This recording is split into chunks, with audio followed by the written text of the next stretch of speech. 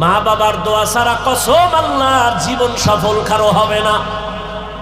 তুমি জানো না ওই মা কত রাত ঘুমাতে পারে না, তোমাকে আমাকে ঘুম পাড়াইতে গিয়া নিজে ঘুমায় না। কি কষ্ট জীবনে মাকে দিয়েছো।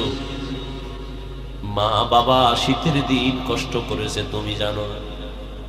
কত বাবা ছিল গরিব, মনে চাই ইলিশ মাছ দিয়া খানা খাবে, টাকার অভাবে মাছ কিনতে পারে নাই। মা ফল খাবে, টাকা নাই কিনতে পারে না। আজ টাকাওয়ালা সন্তান, তোমার ঘরে ফ্রিজে কত মাছ কত ফল, কিন্তু কি লাভ হবে? যারা আফসুস করেছে তারা সাদা কাপড়ের প্যাকেট হয়ে আছে, চাইলেও আর খাওয়াইতে পারবা? ওই মা বাবা যার বেঁচে আছে এই রত্ন হারাইও না রে যুবক। ওই মা বাবার থেকে দোয়া নাও, কপাল খুলে যাবে। আল্লাহ তাআলা বলেন, রহমতের নবীকে দুনিয়ায় যখন আমি পাঠাইলাম মক্কার অবস্থা বড় খারাপ, এতটা করুন এই মক্কার মানুষের চরিত্র এত খারাপ। কন্যা সন্তান পছন্দ করে না, কন্যা হলে বাবা পাগল। কত বাবা আপন কন্যাটার গলা টিপে দুনিয়াতে পাথর চাপা দিয়া মেরে ফেলেছে, অথচ তাকায় দেখছি যার ঘরে ছেলে আছে মেয়ে আছে, খবর নিয়ে দেখে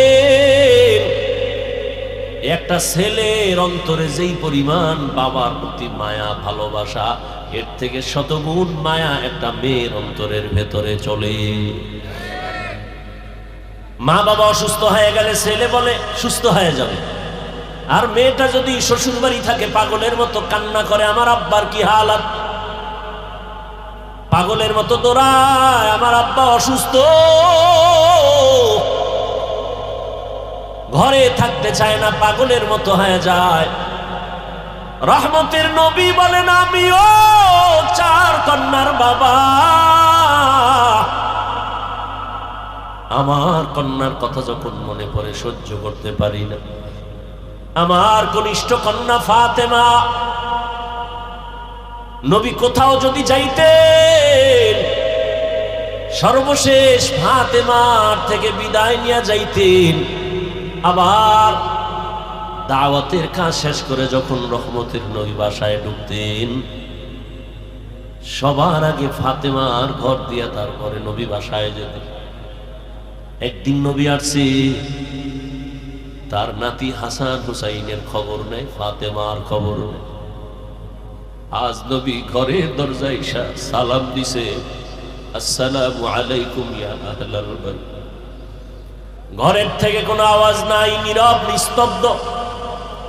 ও পর্দার আড়ালের মা বোনেরা ভালো করে শুনেন, রহমতের নবী ফাতেমার বাড়ির দরওয়াজায় দাঁড়িয়ে সালাম দিতেছেন, কোনো জবাব নাই। আবার আওয়াজ দিলেন, আসসালামু আলাইকুম ইয়া আহলাল বাইত। ও ঘরওয়ালা দরজা খোল, এখনো কোনো আওয়াজ নাই। মায়ার নবী আবার পেরেশান হয়ে গেলেন, নাকি আমার নাতিও মারা গেল না, আমার ফাতেমাও মারা গেল। আবার আওয়াজ দিলেন, আসসালামু আলাইকুম ইয়া আহলাল বাইত। ঘর থেকে আওয়াজ আসতেছে ফাতেমার কচি কণ্ঠ। রহমতের নবী, ঘরের মধ্যে চুপচাপ বসে আছি, দয়া করে আজ দেখা দিয়েন না, আপনার সামনে দাঁড়াবার মতো কোনো কাপড় আমার নেই।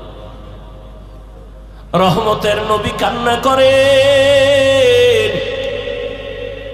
রহমতের নবী একটা চাদর দিয়ে কয়, মা চাদর পরে আসো।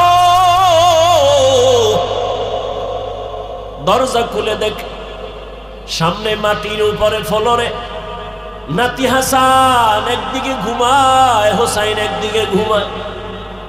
নানার কণ্ঠের আওয়াজ পাইয়া হাসান হুসাইন লাভ দিয়ে উঠে নানার গলা জড়ায় কাঁদে আর কয়, ও নানা, আম্মুর বিচার করো, আমাদের আজ খানা দেয় নাই।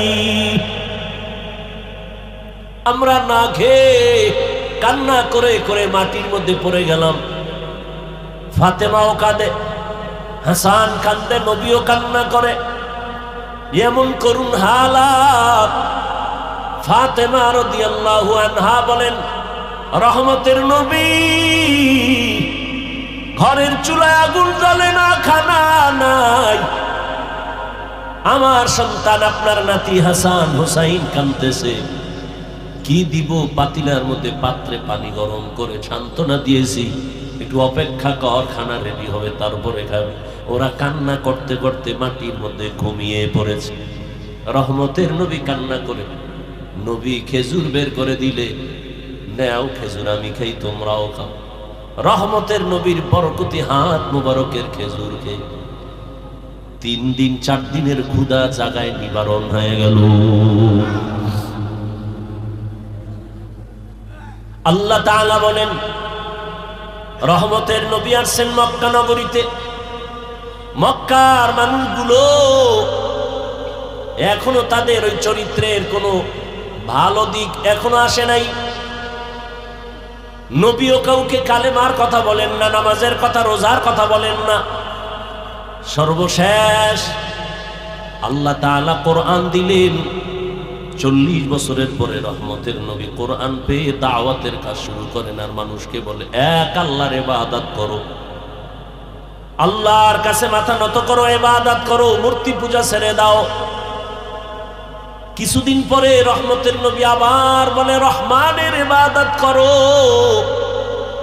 মুশরিক বেঈমানেরা কয়, ও আব্দুল্লাহর সন্তান, এতদিন তুমি এক আল্লাহর কথা বলেছো, আজ আবার তুমি রহমানের কথা বলো। বলো তোমার আল্লাহ একজন নাকি 2 জন? নবী বলেন, একজন। তো বলো আবার আলাদা রহমানের কথা বললা, মানির রহমান, বলো রহমানকে। নবী বলেন, অপেক্ষা করো, জবাব দিব। দয়াময় আল্লাহ রহমান কে? এই কথার জবাবে আর রহমান সূরা নিয়া কয়, জিবরাইল যাও রহমতের নবীর কাছে এই আয়াতগুলো জানায় দাও, আমি রহমানকে পরিচয় দিয়া দাও। আর রহমান আল্লামাল কুরআন খালাকাল ইনসান আল্লামাহুল বায়ান। রহমান হলেন তিনি, কোরআন শিক্ষা দিলেন যিনি। রহমান হলেন তিনি, মানুষ সৃষ্টি করলেন যিনি। এখানে বুঝার ব্যাপার। আল্লাহ বলেন, আমি রহমান কেমন? আগে কোরআন শিখাইয়া তারপরে মানুষ বানাইলাম। অথচ বাস্তবে দেখি তার উল্টা। আল্লাহ আগে আমাদের সৃষ্টি করেছেন, তারপরে আমরা বড় হয়ে কোরআন শিখেছি। এটাই তো বাস্তব। আমরা কি আগে কোরআন শিখছি? কিন্তু আল্লাহ কি বলেন? আর রহমান আল্লামাল কুরআন খালাকাল ইনসান আল্লামাহুল বায়ান। আমি এমন রহমান, আগে কোরআন শিখাইয়া পরে তোমাদের মানুষ বানাইছি। আল্লাহর কথাই ঠিক, আমাদের বুঝের অভাব। মুফাসসিরিনে কেরাম বলেন, আল্লাহ কেন বললেন আগে কোরআন শিখাইলাম পরে মানুষ সৃষ্টি করলাম? তার কারণ হলো, আল্লাহর আদালতে সব মানুষ জান্নাত পাবে না। বলে তাহলে কোন মানুষ পাবে? বলে দুনিয়াতে মানুষ আবার কয়েক ভাগে ভাগ করে। একদল বংশগত মানুষ, আর একদল জন্মগত মানুষ, আর একদল হলো গুণের মানুষ, গুণগত মানুষ। আল্লাহর কাছে বংশ পরিচয়ের মানুষটা জান্নাত পাবে না, জন্মের পরিচয়ের মানুষটা জান্নাত পাবে না, একমাত্র গুণের মানুষ জান্নাত পাবে। এবার বুঝার চেষ্টা করি, গুণের মানুষ কাকে বলা হয়? আদম নবী আমাদের বংশদাতা বাবা, তার বংশে আমরা আসছি, আমরা বংশগত মানুষ। এই পরিচয়ে জান্নাত পাওয়া যাবে না, কারণ আদমের বংশে জন্ম নিলেই যদি জান্নাত পায় তো হিন্দুরাও পাবে, বৌদ্ধরাও পাবে, ইহুদিরাও পাবে। এই পরিচয় হবে না। আমার বাবার ঔরসে আমার জন্ম, আমি জন্মসূত্রে সন্তান, এই পরিচয়ে জান্নাত পাওয়া যাবে না। একমাত্র গুণগত মানুষগুলো জান্নাত পাবে। গুণের মানুষ বুঝার জন্য একটা মূলনীতি মনে রাখবেন। দুনিয়াতে যত বস্তু বানায়, বানানেওয়ালারা এমনি বানায় না, কোনো কাজের জন্য।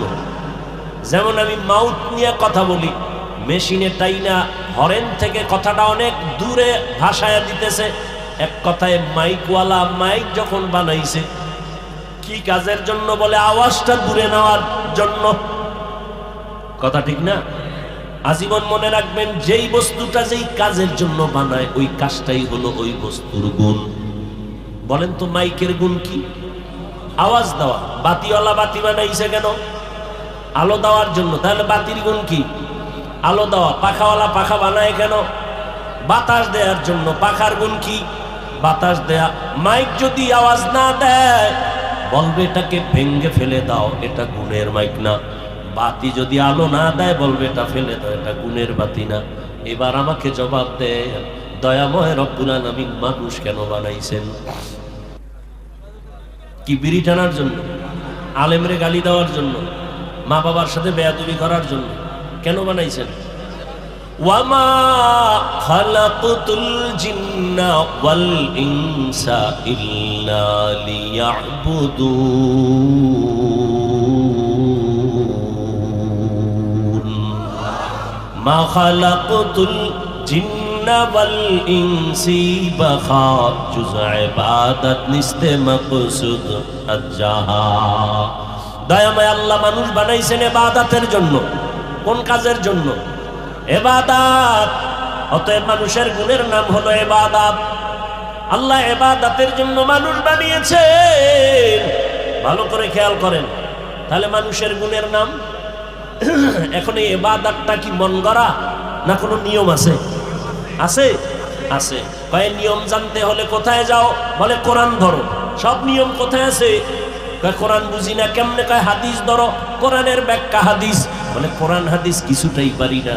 বলে কোরআন হাদিস বুঝার জন্য উলামায়ে কেরামের কাছে যাও। উলামায়ে কেরামের থেকে কোরআন হাদিসের ব্যাখ্যা যাই না, নিয়ম অনুযায়ী ইবাদত করলে তুমি গুণের মানুষ। গুণের মানুষ হলেই তুমি বিনা হিসাবে জান্নাতে। এই দিকে ইঙ্গিত করে আল্লাহ বলেন, আর রহমান আল্লামাল কুরআন খালাকাল ইনসান। আমি রহমান কোরআন শিখাইয়া মানুষ বানাইছি। অর্থাৎ যারা কোরআনের নিয়ম যাই না ইবাদত করবে তারা গুণের মানুষ, এরা জান্নাতি। তাহলে গুণের মানুষ হতে হলে লাগবে কোরআন, কোরআন বুঝতে হলে লাগবে হাদিস, হাদিস কোরআন বুঝতে হলে লাগবে ওলামা। তাহলে সব কথার মূল কি? কোরআন হাদিস না বুঝা ইবাদত হয় না। ইবাদত না করলে গুণের মানুষ, গুণের মানুষ না হলে জান্নাত কপালে আসবে। এদিকে ইঙ্গিত করে আল্লাহ কয়, কোরআনের মাধ্যমে ইবাদত করিয়া যারা গুণের মানুষ হবে তারা জান্নাতি। আল্লাহ বলেন, এদিকে ইঙ্গিত করে বললাম আমি আগে মানুষ বানাই নাই, আগে কোরআন শিখায় তারপরে মানুষ বানাইছি। ও আল্লাহর বান্দারা, এই গুণের মানুষ তৈরি হওয়ার ফ্যাক্টরির নাম হলো মাদ্রাসা। সারা দুনিয়ার বেঈমান আর মুনাফিকরা পাগল হয়ে গেছে, মাদ্রাসা তালা লাগাও, মাদ্রাসা বন্ধ করো। কি এবার শিখবে কি? শিখবে স্কুলে কি? শরআতে অজাগর, শরআতে আফা, কথা বলেন। আর মাদ্রাসায় কি পড়ে? শরআতে ওযু, শরআতে আল্লাহ। ঠিক নেই? হ্যাঁ, স্কুলে পড়ো বাধা নাই, কলেজে পড়ো বাধা নাই, ডাক্তার হও, ইঞ্জিনিয়ার হও, প্রফেসর হও। তবে আদর্শ গুণের মানুষ হতে হলে উলামায়ে কেরামের ছোঁয়া লাগাও। উলামায়ে কেরামের ছোঁয়া পাইয়া স্কুল কলেজের ছাত্ররা নামাজি। বলেন, ডাক্তার, প্রফেসর, ইঞ্জিনিয়ার, আলেম ওলামাদের ছোঁয়া পেয়ে 5 ওয়াক্ত নামাজি আসেনি। অতএব স্কুলে পড়া খারাপ। কত যুবক রাস্তায় গাড়ি চালায়, নামাজ পড়ে নাই? নদীর মধ্যে মাছ ধরে, নামাজ পড়ে। কৃষি কাজ করে, নামাজ পড়ে। র্যাব, আর্মি, পুলিশ, বিডিআরের চাকরি করে, নামাজ পড়ে। ও পর্দার আড়ালের আম্মা জান, আপনার মতো কত মা, কত বোন এই এলাকায় আছে নামাজি পর্দাওয়ালা নাই? এবার তাদেরকে বলবো, যারা পর্দা করেন না, নামাজ পড়েন না, দাড়ি রাখেন না, ও যুবকেরা, আপনার কপাল এত খারাপ কেন? আপনার মতো যুবকটা যদি রাস্তায় গাড়ি চালায়, নামাজ পড়ে, কলেজে পড়ে, নামাজ পড়ে, ডাক্তার নামাজ পড়ে, আপনার কপাল কেন খারাপ? ও মা, আপনার মতো মা যদি নামাজ পড়তে পারে, আপনি কেন বেপরদায় রাস্তায় ঘুরেন, মার্কেটে দৌড়ান? এখনো সময় আছে, গুণের মানুষ হইয়া কবরে যান, সন্তানটাকে কোরআন পড়ায় আদর্শ ডাক্তার বানায়া দেন। ও যুবক, মা বাবার দোয়া নিয়ে ডাক্তার হও, জীবন ডাক্তার জাকির নায়েকের মতো হবে। আর যদি বেয়াদবি করো মা বাবার সাথে, আলেমদের সাথে, শিক্ষকের সাথে, তাসলিমার পরিণাম ফল হবে। এখনো সময় আছে, তওবা করো। মনে মনে আল্লাহকে বলো, আর নামাজ ছাড়বা না, দাড়ি কাটবা না, বেপরদায় চলবা না, মা বাবার দোয়া, শিক্ষকের দোয়া, উলামায়ে কেরামের দোয়া নিয়ে চলবা, নবীর আদর্শ মেনে চলবা। মা বোনেরাও তওবা করেন, আর বেপরদায় চলবেন না। সন্তানটাকে কোরআনওয়ালা বানাবেন, ডাক্তার ইঞ্জিনিয়ার বানাবেন, পর্দা করবেন, স্বামীর মাল হেফাজত করবেন। মুরব্বীরাও তওবা করেন, আর নামাজ ছাড়বেন না, বেপরদায় চলবেন না। সন্তানটাকে আদর্শ ইঞ্জিনিয়ার, প্রফেসর, ডাক্তার বানাবেন। তওবা করার মতো যদি অন্তর থাকে, মুনাফিকি না থাকে, খাঁটি তওবার নিয়তে দুটো হাত আল্লাহকে দেখায় দেই। আয় আল্লাহ, হাতগুলো কবুল করে নেন, তওবা কবুল করে নেন, তওবার উপরে মজবুত হয়ে চলার তৌফিক দান করেন, আমিন। বসছেন বেহেশতের বাগানে, মোবাইলটা লইয়া করতেছেন কবিরা গুনাহ। বাহ, সাম কপাল। হ্যাঁ, বসছেন বেহেশতের বাগানে। কেমন বাগান? রসুল বলেন, বসার সাথে সাথে সব গুনাহ মাফ। কিন্তু সান কভাল্লারা মোবাইল নিয়ে ছবি উঠায়, করতেছে কবিরা গুনাহ, কবিরা গুনাহ, কবিরা গুনাহ। যারা মোবাইল নিয়ে ছবি তুলতেছে, পৃথিবীর কোন মুফতি সাহেবের বাবার ক্ষমতা নাই এই ছবি উঠানো হালাল বলার কোন সাহস আছে? স্পষ্ট এই ছবি তোলা হারাম, হাজার কোটিবার কবিরা গুনাহ হারাম।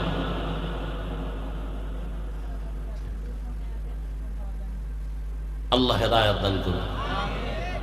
কিছু চালাক আছে, চালাক, অতি চালাক, শুধু চালাক না। কি চালাক? চালাক ভালো, অতি চালাক, অতি চালাকের আর এক নাম বেয়াদব। চালাক ভালো, কি ভালো না? অতি চালাকের আর এক নাম কি? বেয়াদব। এরা বলবে, হাফিজ ভাই এত জোরে ফতুয়া দিলেন, এই যে এতগুলো ক্যামেরা বয়ে রয়েছে, এগুলো কিছু কর না। ও মনে করছে আমি বলদ, আমি এই প্রশ্নের উত্তর না যাই না বয়ানে বসছি। আল্লাহ হেদায়াত দান করুন। সংসার ধ্বংস হয়ে গেল এই মোবাইল। সন্তান মা বাবাকে জবাই করে, পেছনে কাজ করে মোবাইল। মা বাবা সন্তানকে হত্যা করে, ভাই ভাইকে জবাই করে, সহযোগিতায় কাজ করে কি? মোবাইল। ছাত্রদের লেখাপড়া ধ্বংস, কি কারণে? মোবাইল। চরিত্র শেষ, শারীরিক দুর্বলতা দিন দিন, হার্ট দুর্বল, চোখের পাওয়ার দুর্বল, কিডনি দুর্বল। কিসের কারণে? অথচ ডাক্তার দেখায় আমার কিডনি যেন নষ্ট না হয়, চোখ যেন নষ্ট না হয়, অথচ অনায়াসে আমাদের পুরো বডি নষ্ট হয়ে যাইতেছে। কিসের কারণে? এই খবরও নাই, অনেকে বিশ্বাসও করে না। কি বলে না, আমি হুজুর হয়ে বলছি তো এই জন্য কানে ঢুকে না। গুগলে সার্চ দাও যুবকেরা, বাসায় গিয়ে টাচ মোবাইল দেখলে শরীরের অঙ্গের কি কি ক্ষতি হয় সব বেরিয়ে আসবে। চিকিৎসা বিজ্ঞানী সব ওপেন থিওরি দিয়ে রাখছে যে কি কি অঙ্গের ক্ষতি হয়, চোখের কি ক্ষতি হয়, কানের কি ক্ষতি হয়, ব্রেনের কি ক্ষতি হয়। এই যে মোবাইল মাথার পাশে রেখে রাত্রে অনেকে ঘুমায়, মোবাইল ব্রাস্ট হয়ে যায়, মোবাইল ব্রাস্ট হয়ে আগুন লেগে মাথা নষ্ট। কারণ এটার মধ্যে একটা ম্যাগনেট আছে। এই যে বাড়ির ছাদের উপরে টাওয়ার লাগায় মোবাইল, আছে না নাই? দেখবেন যত ঠাড়া পড়ে বিজলি সব ওই টাওয়ারে টানে। 3 কিলোমিটার যত বিজলি হবে সব টাওয়ারে টানবে। এবং এই টাওয়ারের আশেপাশে যারা থাকবে ওদের ব্রেন নষ্ট হবে, দিন দিন ঘাটতি হবে, ব্রেন ভারবে না। এটা আমার আব্বার কথা, কিন্তু চিকিৎসা বিজ্ঞানীদের থিওরি। যত আধুনিকতা তত মরণ ভাব। ফ্রিজ আসছে, খাওয়ার ভিটামিন গজবে লাগছে। ফ্রিজ আসছে, খানার ভিটামিন কি হয়ে গেছে? কথা বলেন না কেন? এটি লেখেন, ফ্রিজের যত ভাত আছে, ভাত ফ্রিজে রেখে যদি আপনি খান, 100 না ওভার 100 চ্যালেঞ্জ, আপনার কোনোদিন ডায়াবেটিস হবে না। এই ভাতে ওজন বাড়তে পারে কিন্তু ডায়াবেটিস হবে না। এবার বুঝেন যে ফ্রিজ কি পরিমাণ ভিটামিন আপনাকে সাপ্লাই দিতেছে। ফ্রিজে ভাত রাখবেন, এটা যদি আপনি গরম করে খান বা ঠান্ডা খান, পেটও ভরবে কিন্তু কোনো ডায়াবেটিস হবে? আসতে বলেন কত পার্সেন্ট বললাম? ওভার 100 বলছি। শরীরে ওজন বাড়বে সেটা ভিন্ন বিষয়। খাইবেন আর বাথরুম বোঝাই করবেন, কাম করবেন না, তো ওজন বাড়বেই। রাইস কুকারে কারেন্টে ভাত রান্না ভাত আছে না, ভিটামিনের গোষ্ঠীও নেই। মাছ, ইলিশ মাছ কত মজা, 1 মাস ফ্রিজে রাখেন না, কি মজা পান। আর এমনি তো আল্লাহর কুদরতে ইলিশের মজা নাই, আগের সেই ইলিশের ঘেরানো নাই, তেলও নেই, কি আছে? সব ইন্ডিয়ানরা লয়ে গেছে।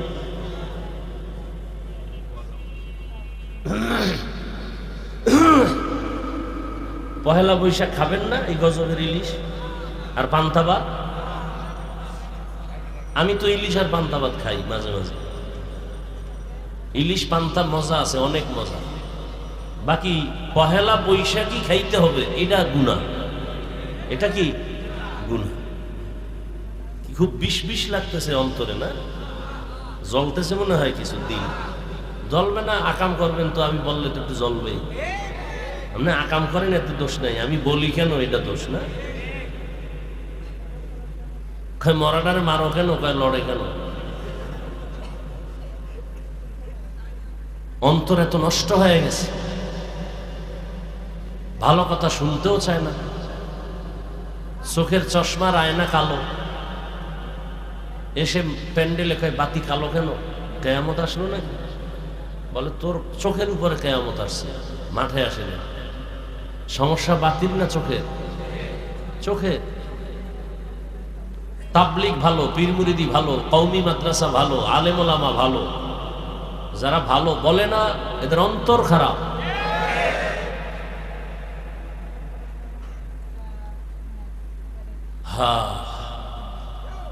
কোরআনে হাকিমের সূরাতুর রহমানের শুরু থেকে 2-3 টুকরা আয়াত আমি আপনাদের সামনে পড়েছি। সংক্ষেপ সময় আমি আয়াত এবং রাসূলের একটি হাদিসও পড়েছি। তরজমাটা বলে কিছু ব্যাখ্যা আপনাদেরকে শোনাবো, যদি আপনাদের ধৈর্য থাকে। উঠা বসা করলে আমি আস্তে মোনাজাত দিয়ে নেমে যাব, কারণ জোর করে বয়ান শোনাবার জন্য আল্লাহ আমাদেরকে পাঠায় নাই। লা ইকরাহা ফিদ্দীন, জোর করে কাউকে নামাজি বানানো যাবে না, বানাইলে সওয়াব হবে না। জোর করে কাউকে কালেমার রশি গলায় দেয়া যাবে না, দিলেও কোনো সওয়াব। যে দাড়ি রাখবে না তাকে জোর করে দাড়ি রাখানো যাবে না, রাখাইলে সওয়াব। তাহলে কি করা যাবে? শুধু বুঝানো যাবে। এই ওয়াজ মাহফিল শুধু বুঝাইতেছে, এটা করলে লাভ, এটা করলে ক্ষতি, এই বুঝি দিতেছে। তাবলীগওয়ালাদেরও একই কাজ। তবে ভাষা হয়তো কারোটা একটু নরম, কারোটা গরম, মানুষ হিসাবে সেক্ষেত্রে ক্ষমা চাই, আল্লাহর কাছেও ক্ষমা চাই, আপনাদের কাছেও ক্ষমা চাই। মানুষ হতে পারি না, মানুষ হতে পারলে তো যারা মানুষ হয়েছিলেন এগুলো বয়ান লাগে না। চট্টগ্রামের পটিয়া থানার মেইন কেন্দ্রে একটি মাদ্রাসা আছে, বিশাল বড় জামিয়া ইসলামিয়া পটিয়া মাদ্রাসা। ওই মাদ্রাসার বাণী প্রতিষ্ঠাতা মুফতি আজিজুল হক রহমতুল্লাহ আলাইহি, এরা মানুষ ছিলেন। স্টেজে বসে নাহমাদুহু বললেই পুরো ময়দানের মধ্যে একটা কিয়ামতের আলামত শুরু হয়ে যায়। এরা ছিলেন মানুষ, এদেরকে দেখলেই জাহান্নামী মানুষগুলো জান্নাতের পথে আসার জন্য পাগল হয়ে যায়। আমরা মানুষ হইতে পারি না। বক্তা হয়েছি ঠিক, মাওলানা হয়েছি এটাও ঠিক, মানুষ হতে পারি না। মানুষ বড় ভিন্ন জিনিস। মানুষকে আবার বয়ান করবো কেন? দেখেন, আমরা মানুষ, মুসলমান, আপনার আমার আল্লাহ এক, নবী এক, কোরআন এক, কাবা এক, ধর্ম এক, কালেমা এক, কি না আলাদা? অথচ আমি দাড়ি রাখি, আপনি দাড়ি রাখতেই চান না। আপনিও মুসলমান, আমিও মুসলমান, আপনার আল্লাহ আমার আল্লাহ দুই না এক? তাহলে আপনাকে দাড়ির জন্য আলাদা বয়ান দিতে হবে কেন?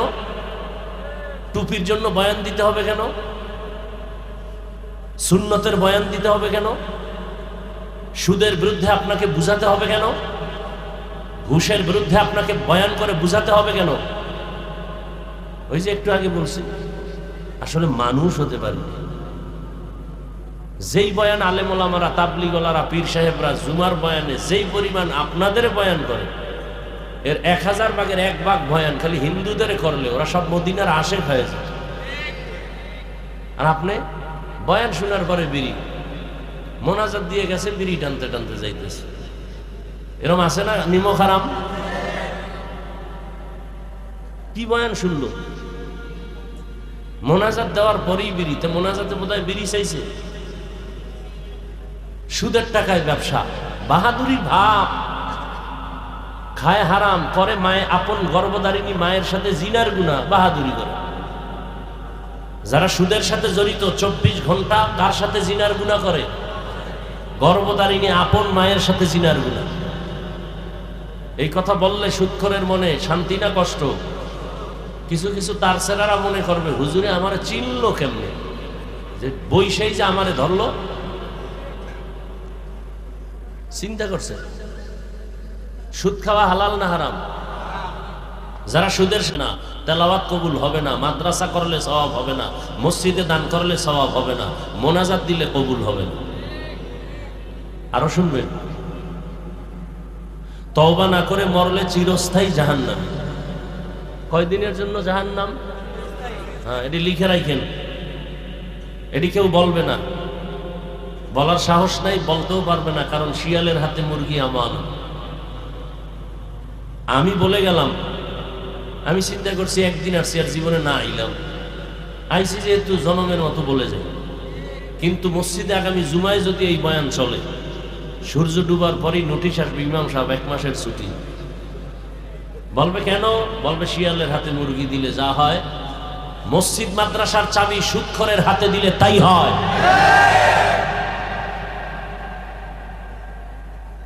আল্লাহ হেদায়েত দান করুন।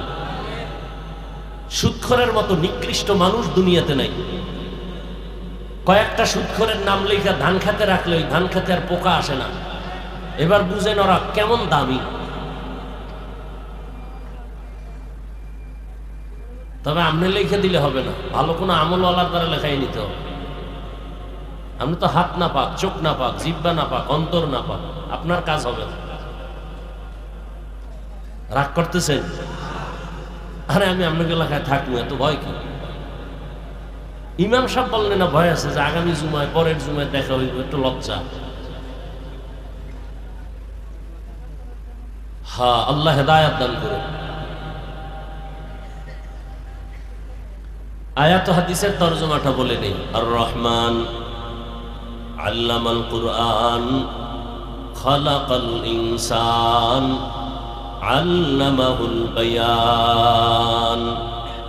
কি আপনাদের এই আয়াতগুলো মোটামুটি জানা আছে না?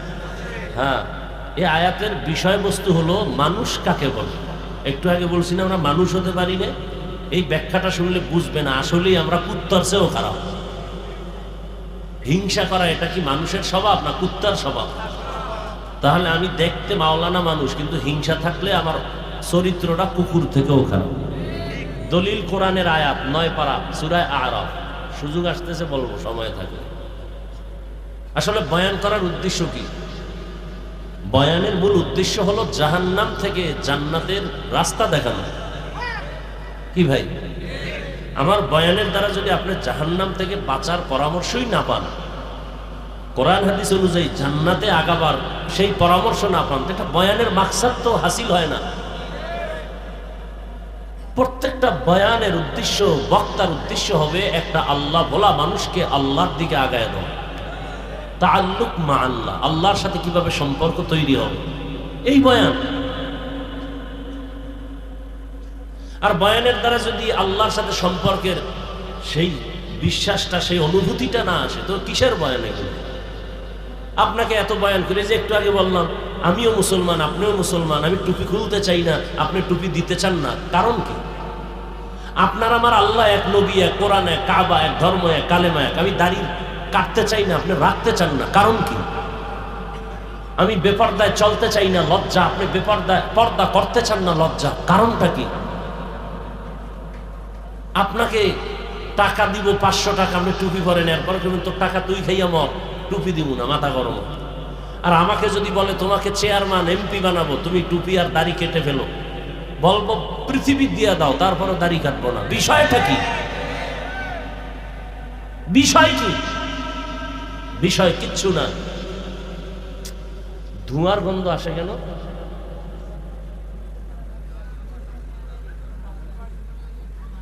হ্যাঁ, আসসালামু আলাইকুম। হুমায়রা টিভিতে আপনাদের স্বাগতম। আমাদের সঙ্গে থাকার জন্য ধন্যবাদ। ভিডিওটি কেমন লাগলো জানাবেন। ভালো লাগলে বন্ধুদের সঙ্গে শেয়ার করুন। সবাই ভালো ও সুস্থ থাকবেন। আসসালামু আলাইকুম।